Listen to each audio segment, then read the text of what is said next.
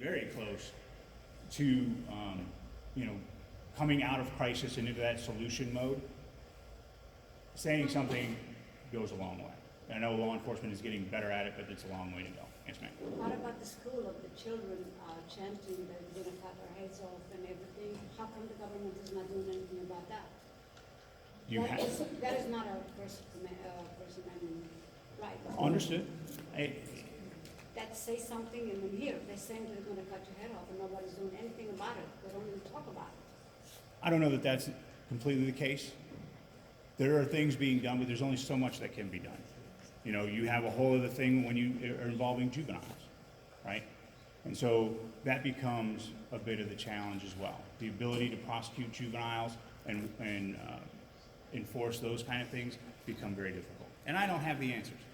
If you came here thinking I had the answers, you can leave, because I don't. Jeff, do you mind if I just make a quick announcement? Certainly. I just make a quick announcement. I just want to narrow the scope when we ask questions and talk about these things, so we can get a chance to get to the rest of Jeff's presentation. So let's focus on getting more information about whether there'll be an active shooter scenario here in our synagogue, and narrow that scope as to questions that we have, and also related to the presentation. I don't mean to, Fair. just so that I want to maximize our time and everything. Of course. All right. So intervening on the pathway to violence is very important. Some behavioral indicators. Now, please pay attention to what I'm about to say. No one thing is an indicator, right? We look for totality, context. Here's the issue. I've been giving this kind of presentation for well over a decade now, and there used to be a phrase in there: be on the lookout for a person who may have the potential for violence. Let that sink in. And what did you feel like doing when I said that? Look around the room. Right? You're like, yep, I know who that's going to be. And that's a terrible thing. So imagine, in a workplace setting, for example, we say that. You all agree that Jeff is going to be the active shooter. Like, yep, he was a Marine, it's going to happen. It is not uncommon for that person to become socially isolated because the whole group agrees that that's the case, whether they ever did or not, right? And if that impacts their work and you threaten their livelihood and their supervisor is on a team that agrees that that person is dangerous, what did y'all just do? You created your own active shooter. Please don't do that.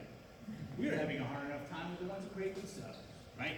So understand that when we're talking about behavioral indicators, it is a mix and match within context over time, right? So don't just say, oh, because he's exploiting or blaming others, he's going to be the next shooter, right? Take more time to put that whole picture together because it matters. So we provide as many resources as we possibly can. Again, a Google search for DHS Pathway to Violence. You will get the handout here, and all that information is on there and how that works. Planning is very important, right? So we've talked about prevention. We move into planning now. These emergency operations planning guides are really handy. There is a emergency operations planning guide for faith-based organizations. Again, straight Google search. We really try and keep this easy to get to, and that's available on there. And it talks about a lot of the best practices from a planning perspective as far as using plain language and those kind of things. So very, very handy. Now, I'll warn you, we, the federal government, don't have as many opportunities as we would like to provide you all the information that we have. So when we have those rare opportunities, whether it's a budgetary issue or legislatively mandated, to push out information to folks, we give you everything that we have, which makes it kind of tome-like. Understand that in any of these, go to the table of contents, find the thing that you're looking for, and use it, right? This is not IKEA furniture. You can skip steps, and you'll still end up with a dresser, right? Really important, because there's a lot of these kind of documents where there is a lot of material. There's just a ton of material, but that was our opportunity to get it out. So while we would like to do it in a digestible chunk over time, sometimes we don't have that luxury. And so we really do try and push out as much information as we can, which makes it hard to sort through. Be patient with us. Know that we try to give you as much as we possibly can. In these kind of incidents, when you're planning, I can tell you this, communication is and will always be your greatest challenge. If you have 1 hour to plan, you should spend 45 minutes of it figuring out what you're going to say to who, how, and when.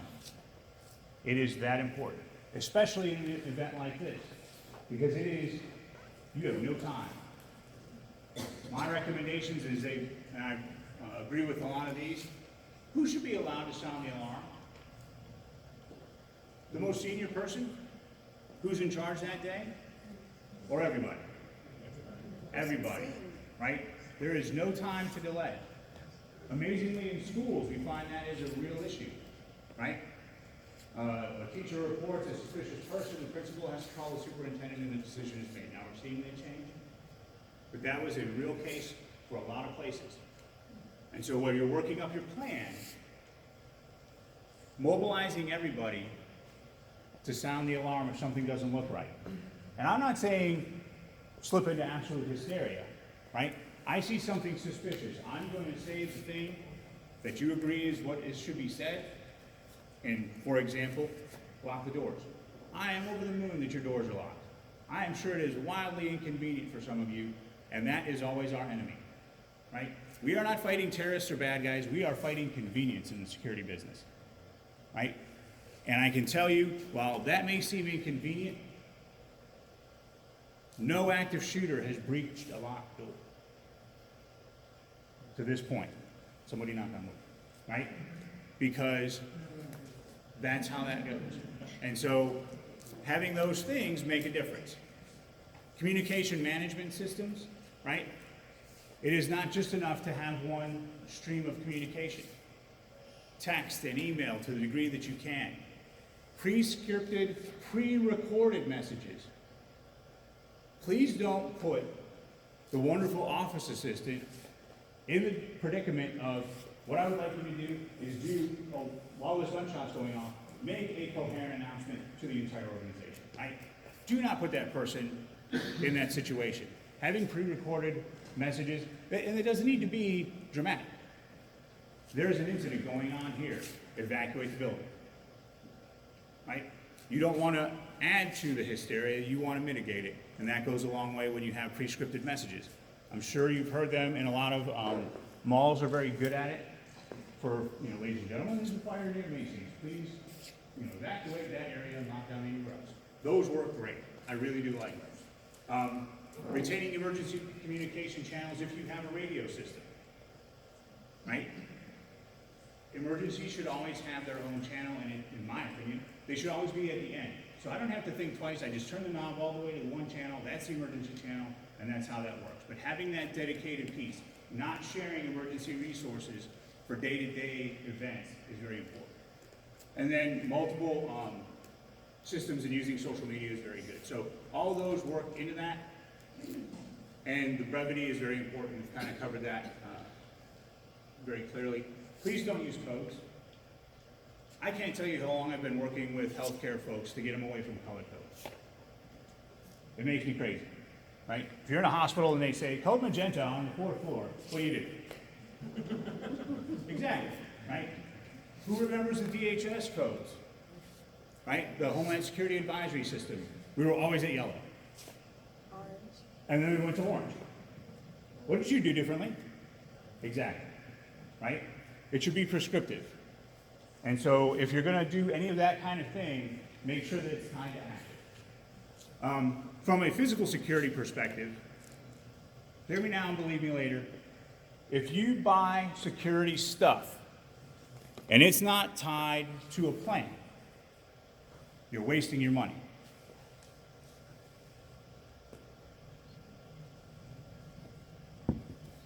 What was the number one? Now, I've investigated well over 1,000 burglaries, right?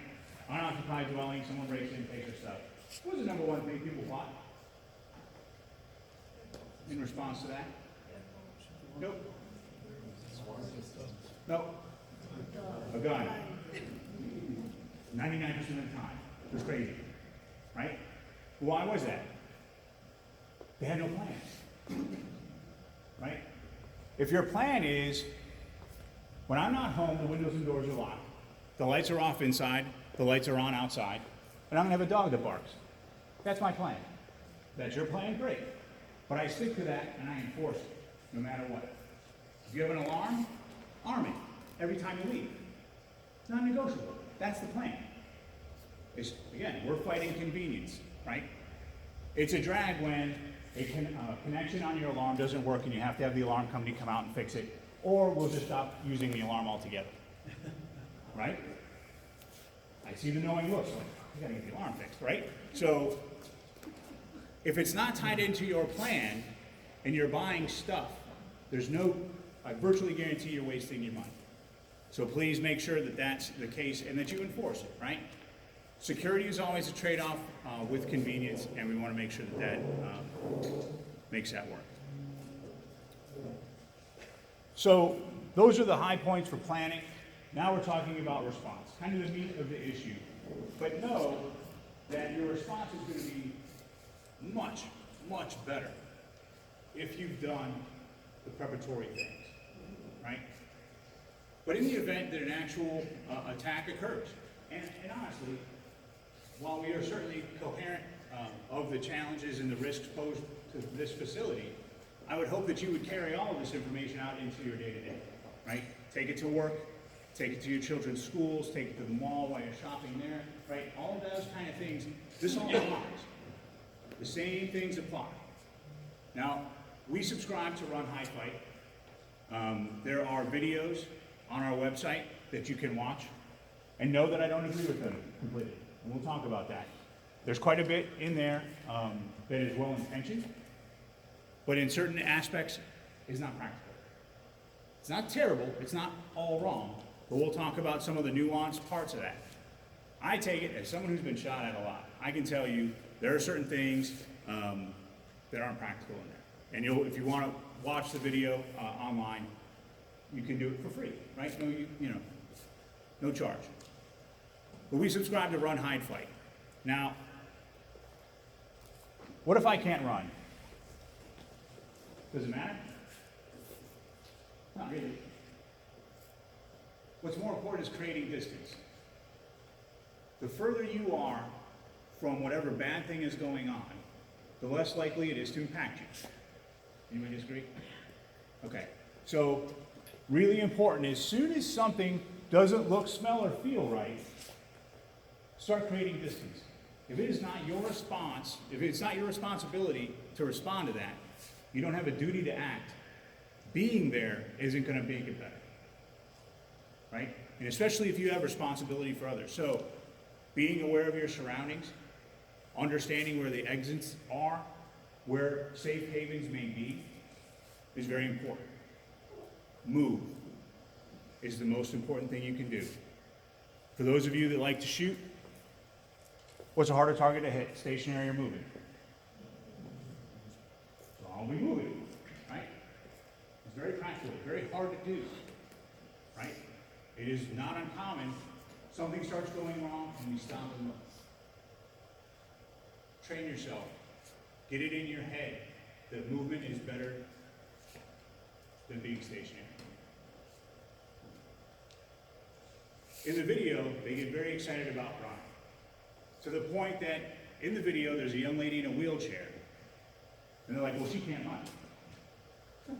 She's more mobile than most of us. So let's not get so wrapped around the verb run that we miss the finer points of creating distance and getting away from the badness is what's important. In the video, they talk about high. Everybody likes high. Why? There's no cardio in high. It's air conditioned. If you're in your office, you know where your survival bottle of bourbon is, right? All of those things. How long do these typically last? Right? And so, high's awesome for like 4 minutes and 55 seconds, and then it's really terrible in that regard. Right? Consider when you're hiding, in the sense that it is portrayed in a lot of things, not just the video, you're betting your life on what you're hiding behind. And I can tell you, in a lot of our surroundings, there is no ballistic quality. So be very cautious of what you're betting your life on. The more important point, hide is transitional, right? I am hiding only long enough to figure out an escape route or get ready to counterattack, because this is the way that it works, right? This is the circumstance that I'm in, and I'm either gonna keep moving or I am stuck and we're gonna fight. And that's just how that goes. So really don't get comfortable in hide. Realize that it is transitional. If I'm hiding, what I should be doing is preparing to move or fight. Speaking of fight, who here's ever been in a violent physical altercation with another human being? It is very personal. Do you agree? To my combat savvy veterans in the back. The fact of the matter is, it is very personal. There is nothing I'm going to tell you in 5 or 10 minutes that's going to make you a ninja. You don't have to be a ninja, right? There's a lot of conversation on this where it's like, vanquish your opponent. Well, if you can, great, right? If you are a ninja, or an MMA champion, or a jiu-jitsu master, or any of that kind of stuff, and are trained and perfect in disassembling human beings, go to town. Don't let me slow your roll, right? If you are capable of stopping that, have at it. If you aren't, that's okay. You can still do stuff, right? And a lot of folks talk about, well, I have a knife, or I'm doing this, or I've never used a gun before, but I went involved in an eye carry. Not helpful, right? More problem than it's worth. Now, if you want to seek that training and become very adept at it, go to town. I'm not dissuading you from that, but realize, me simply handing you a hammer does not make you a carpenter, right? And so know that that's the case. However, there is, in particular, a thing that is in every building that you're going to go into and is required to be serviceable by the law. It is a firearm. Yes. Please pay attention to where those are, because they make a wonderful, less lethal weapon. If I can eliminate my opponent's ability to see and breathe, and I can see and breathe, do I have the upper hand? 100%. So most of those extinguishers are very simple to operate, right? Here's your free fire training for the day. Your acronym is PASS, P-A-S-S. Pull, aim, squeeze, sweep. Grab the fire extinguisher by the handle, pull the pin, aim whatever the nozzle horn or whatever it is, squeeze and sweep. If you shoot somebody in the face with dry chem from a fire extinguisher, I guarantee they will not be able to see or breathe very well for the foreseeable future. If you run out of dry chem, what do you have? A blood instrument. It's a wonderful thing. Really do not discount the fire extinguisher. And so know that just about anybody can operate them. Just about anybody can be effective with them. And so paying attention to those simple solutions goes a long way. I always get asked the question, and I'm going to tell you this. Who here has wasp spray? Has anybody heard of this? Who told you that? I'm really trying to find the source of where that comes from. So, wasp spray attacks your neurological system. Sounds really good. As a person who's been exposed to plenty of pepper spray, you're going to get some on you. And it's real bad. So if you're the wasp spray people, I'm not telling you don't. But just know that there's not a guarantee that that's going to work the way you think it is. And so be very cautious as far as that goes. I'm a bigger fan of the fire extinguisher as far as that goes. Yes, sir. How far does the fire extinguisher spray? It'll get you 10, 15, and you can create a cloud, and you're going to be up close and personal anyway. If I'm this far from you, 90% of the civilian shooters will miss. If I'm moving,